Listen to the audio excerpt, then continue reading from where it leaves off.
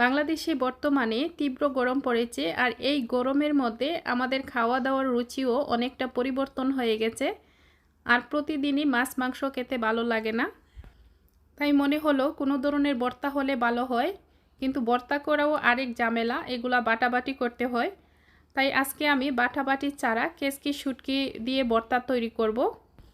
এই কেসকি শুটকি ভর্তা করার জন্য এখানে আমি আমার পরিমাণ মতো কিছু কেসকি শুটকি খুব ভালোভাবে ধুয়ে পানি জড়িয়ে নিয়েছি।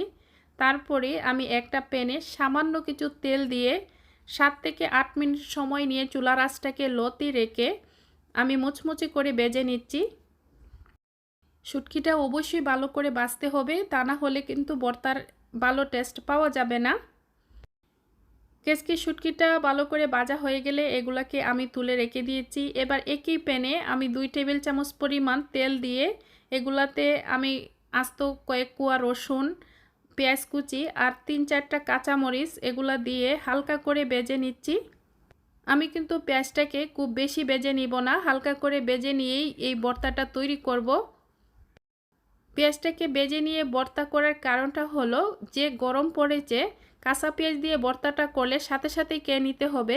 ঘন্টা 2 ঘন্টা যদি ভর্তাটাকে রেখে খাওয়া লাগে, পরবর্তীতে কিন্তু একটা পেঁয়াজের একটা বাজে স্মেল চলে আসে এই গরমের কারণে।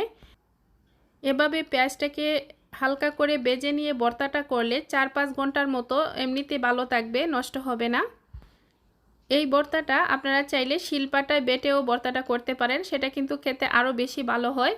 আমি এই বাটাবাটির কাজটা আমার দ্বারা খুব বেশি হয় না, তাই আজকে আমি খুব শর্টকাটে হাতে মেখে ভর্তাটা করে নিচ্ছি। সবশেষে আমি উপরে একটু হালকা করে সরিষার তেল দিয়ে ভালো করে মেখে ভর্তাটা তৈরি করে নিয়েছি। মাশাআল্লাহ, অনেক মজা হয়েছিল। ভিডিওটি আজকের মতো এখানেই শেষ করছি। ভালো থাকবেন, সুস্থ থাকবেন।